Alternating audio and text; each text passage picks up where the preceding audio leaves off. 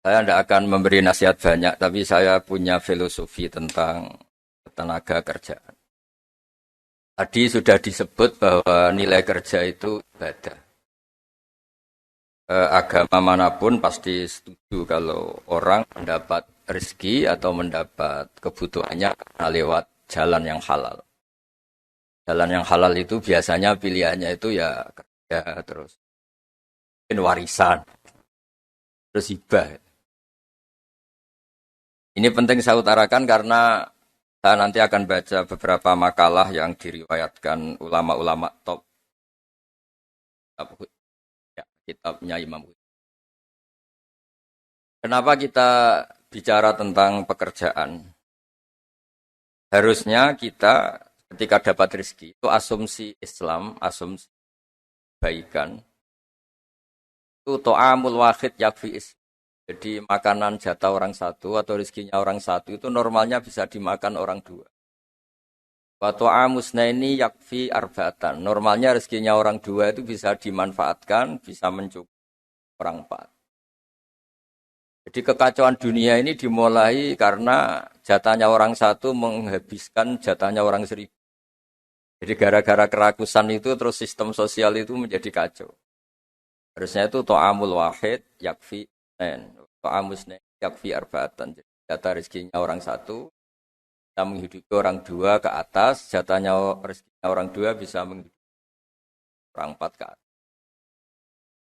Kemudian ini saya baca saja supaya tambah berkah beberapa teks tentang pekerjaan.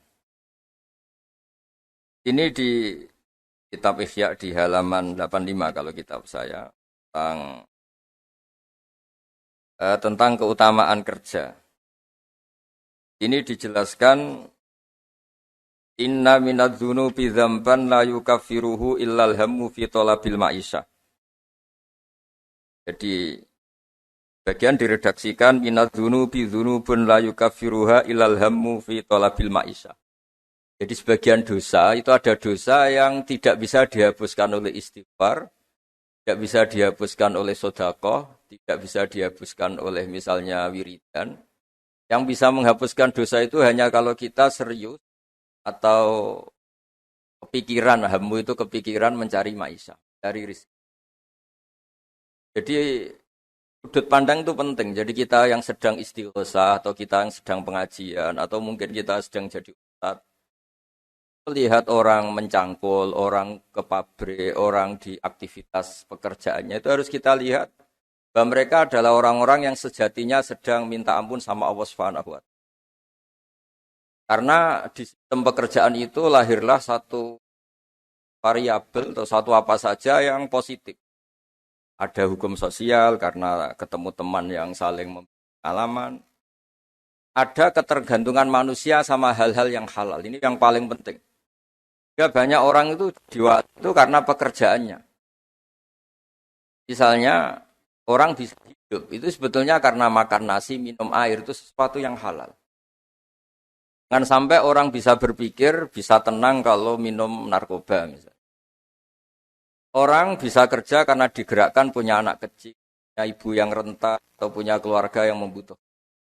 Jangan sampai orang kerja karena digerakkan oleh keinginan bernafsu, karena hal-hal yang maksiat. Sehingga status orang yang dagang misalnya atas sirusoduk yuhsaru yaumal qiyamati ma'as-siddiqin wa syuhada. Orang yang dagang kemudian dia benar, dia jujur, itu nanti makomnya, kelas dia itu bersama para orang-orang yang meninggal syahid. Pahlawan-pahlawan. Ini penting saya utarakan supaya cara pandang kita terhadap beragama. Jangan sampai misalnya kita beragama, terus kemudian melihat yang ibadah itu yang datang ke masjid. Ya kita jam kerja, kemudian ada pengajian, kita tidak pengajian itu dianggap salah karena nggak datang di masjid. Padahal kita datang ke pabrik atau ke pasar, nilainya sama, sama-sama ibadah. Ini penting supaya cara pandang kita terhadap orang lain itu positif. Saya berkali-kali bilang, kalau ada tetangga saya meninggal, saya muji orang ini kalau malam tidur. Kalau malam mungkin ya lihat sinetron. Kalau malam itu ya santai-santai di rumah sampai. Kalau kita pakai sudut pandang maksimal, yang dikatakan taat itu tahajud, zikir, dan maka orang ini tidak masuk kategori taat. Tapi kalau kita kembali ke definisi takwa, takwa itu meninggalkan hal-hal yang dilarang Allah Ta'ala. Orang ini akan kelihatan berprestasi karena saat di rumah dia berarti tidak melakukan hal-hal yang kritis, tidak mencuri, tidak mengganggu orang lain, tidak menjadikan kegaduhan di patan atau di jalan. Sehingga agama ini juga harus mengapresiasi tarkul ma'asi, bahwa orang yang tidak punya aktivitas di rumah banyak yang dilakukan sebetulnya. Kebaikan masif, kebaikan bersama, karena orang ini tidak melakukan hal-hal yang merugikan orang lain. Ya saya berkali-kali bilang kalau saya jadi kiai, jadi orang baik, kalau ada orang yang dermawan, kasih sesuatu ke kita, ya kita senang karena kebaikan itu diapresiasi. Misalnya ada tadi cerita menakar dapat apresiasi, dapat penghargaan. Ya kita senang karena itu. Karena itu. Tapi andekan tidak itu juga senang. Senangnya karena mungkin orang lain ini sudah tidak butuh kita. Tidak butuh kita buat baik. Saya berkali-kali bilang, kalau Anda jadi kiai tidak usah tersinggung kalau tetangga tidak minta konsultasi. Artinya mereka sudah mandiri, bisa memutuskan masalahnya sendiri.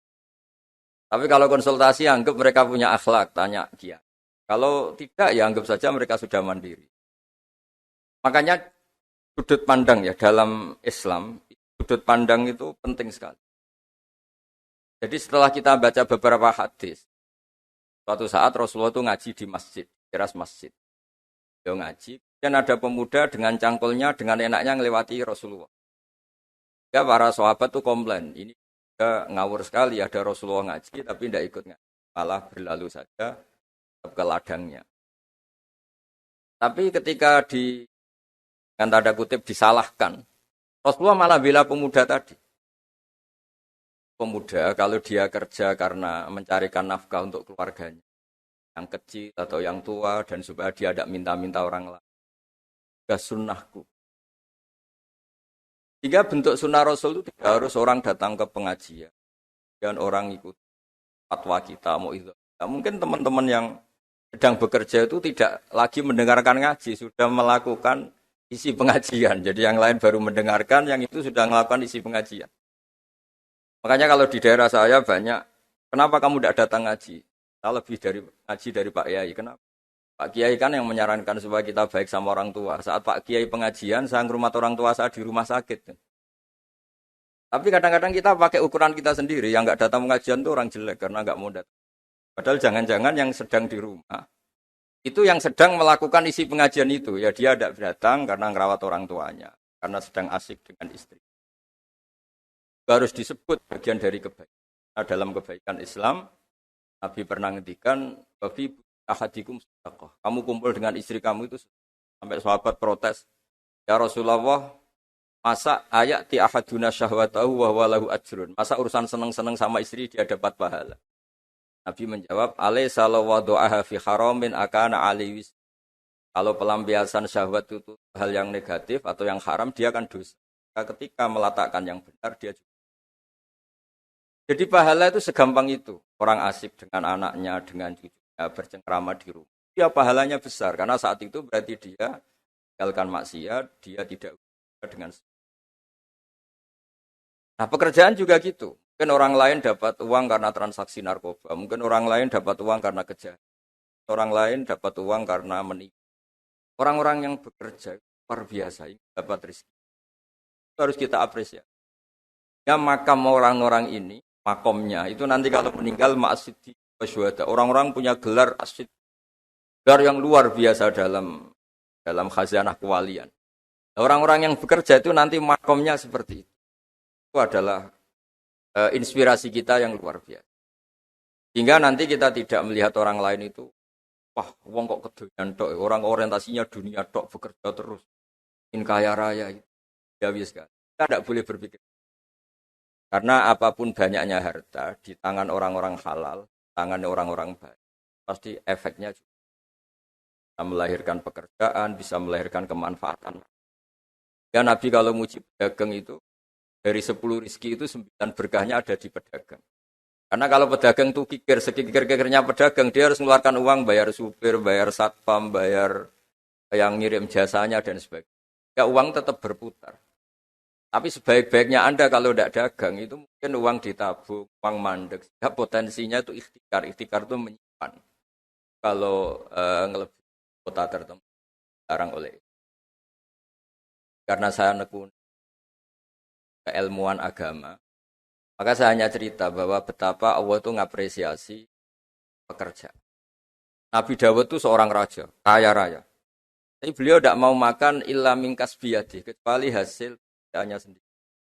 Masyhur itu di riwayat, beliau seorang raja, tapi hanya makan kalau tembikar atau anyaman bambunya atau apalah. Pokoknya dari anyaman bambu itu terjual. Kalau hari itu nggak terjual ya nggak bisa makan. Padahal beliau seorang raja, saking ingatnya, supaya rezeki yang dia makan, yang beliau makan, mingkas biyadi, dari hasil karyanya sendiri. Banyak kiai-kiai guru kita yang secara lahir kaya, tapi yang pondok yang untuk dirinya itu sekadarnya. Bahkan saking ekstrimnya di dunia kiai itu ada seorang kiai yang pisang tanam secara halal dan di tanah yang pasti halal. Tiap makan yang mungkin rofahiyah itu ya agak hura-hura itu. Kafaroi dengan makan pisang itu. Satu pisang dibagi-bagi dan dianggap kafaroh. Nah kenapa cara-cara publik itu banyak rofahiyah? Rofahiyah itu begini. Mungkin kalau kita kiai kecil, atau tokoh kecil, atau siapa saja yang nasibnya kecil, mungkin kita muassis, kita pendiri. Misalnya ada kiai kecil, kampung tertentu, dia pendiri. Tapi mungkin setelah kita jadi kiai besar itu, saya diundang masjid itu. Dan kemudian posisi kita mendapat. Yang menjadikan kita harus tawadhu, seperti tadi, syairnya Mbah Mus tadi. Ketika kiai kecil, pendiri masjid, tanah kita dipakai masjid, setelah kita kiai besar kok malah dapat uang dari masjid. Mungkin karena kita kuliah tidak pati pinter itu, kelasnya jadi tokoh di pedalaman. Akhirnya kita mungkin apa di situ yang manfaat? Pikiran, air, apa yang manfaat? Kalau kita kepinteran malah jadi orang yang terus hanya dengan negara itu mendapat, bukan memberi. Nah hal-hal seperti ini harus jadi motivasi semua pekerja. Menteri juga mentalnya harus memberi. Pekerja juga mentalnya harus memberi. Maka dulu banyak negarawan kita bilang hubungan Anda dengan negara itu sejauh mana Anda memberi sama negara ini. Dan berpikir sejauh mana negara ini memberi kepada kita. Itu yang diajarkan guru kita, orang-orang kita, bahwa hubungan kita dengan negara, dengan orang lain itu yunfikun itu berkontribusi. Hingga saya ini termasuk kiai yang kalau ketemu orang yang terlalu baik sama saya ini saya sungkan. Karena hubungannya saya mendapat. Tapi kalau ketemu orang yang lebih lemah mungkin saya lebih pede. Karena hubungan kita ini memberi. Itu yang diajarkan al-yadul ulya khairu. Bahwa tangan yang atas lebih baik ketimbang tangan di bawah. Makanya saya mohon kementerian, semuanya lah. Kita hubungan dengan bangsa kita, dengan masyarakat kita, dengan rakyat kita. Hubungan kita hubungan memberi, bukan hubungan mendapat. Bahwa secara aturan atau secara kultur karena kita pejabat, kita kiai mendapat itu ya rezeki dari Allah yang kita terima secara syukur. Tapi sebetulnya komitmen kita sebagai bangsa itu komitmen harus dicatat. Karena Islam mengajarkan ma'aliyal umur, mental-mental yang mulia. Mental mulia itu ya mental heroik, mental memberi, mental berkontribusi. Kan mental nyuwun mental hanya kan mental yang ma'aliyal umur. Kan mental yang saya mohon ini mungkin ya harus saya sampaikan karena memang supaya orang itu melihat bahwa pejabat itu mikir kita, mikir negara dan juga gitu, kiai juga. Semuanya harus diartikan mereka itu berkeras untuk. Jadi kalau kita orang yang mungkin agak nyun sewu, agak dengki atau agak hasut berpikirnya tuh enak jadi pejabat, enak jadi besar, enak jadi ini. Itu jadi kita repot. Makanya tunjukkan bahwa kita adalah orang yang bermental hero, orang yang bermental berkontribusi, orang yang bermental khairunas anfa'uhum. Yang terakhir karena tadi banyak yang baca puisi, banyak saja dan saya senang sekali. Tapi saya mau cerita tentang keunikan dunia wali. Dulu ada seorang wali jadi pegawai penjaga kebun. Padahal seorang wali dia penjaga kebun anggur. Jaga kebun anggur karena dia wali hanya jaga aja. Tahun-tahun dia jaga di situ, mungkin 10 tahun. Suatu saat majikannya datang. Saya ambilkan anggur terbaik yang paling manis.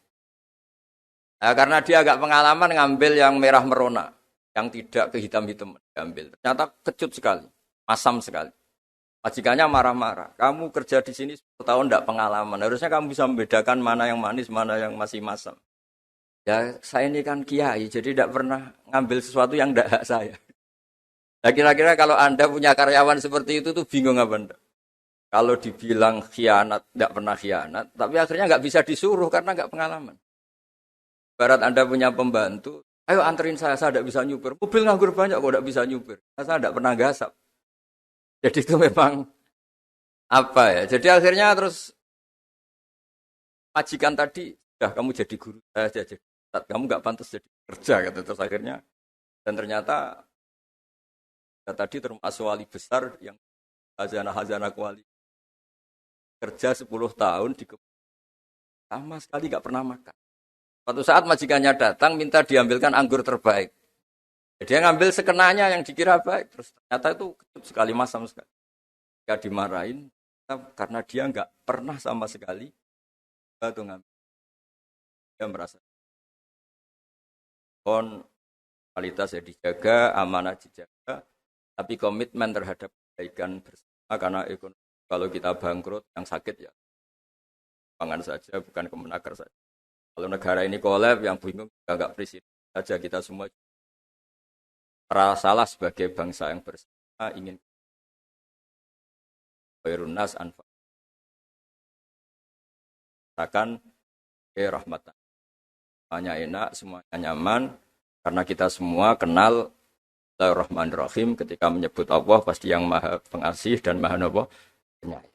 Saya kira demikian. Mari berdoa bersama. Semoga bukti bahwa kita bergantung sama yang menguasai langit bumi, menguasai kehidupan kita, menguasai semua yang terlewatkan maupun yang akan datang. Al-Fatihah. Bismillahirrahmanirrahim.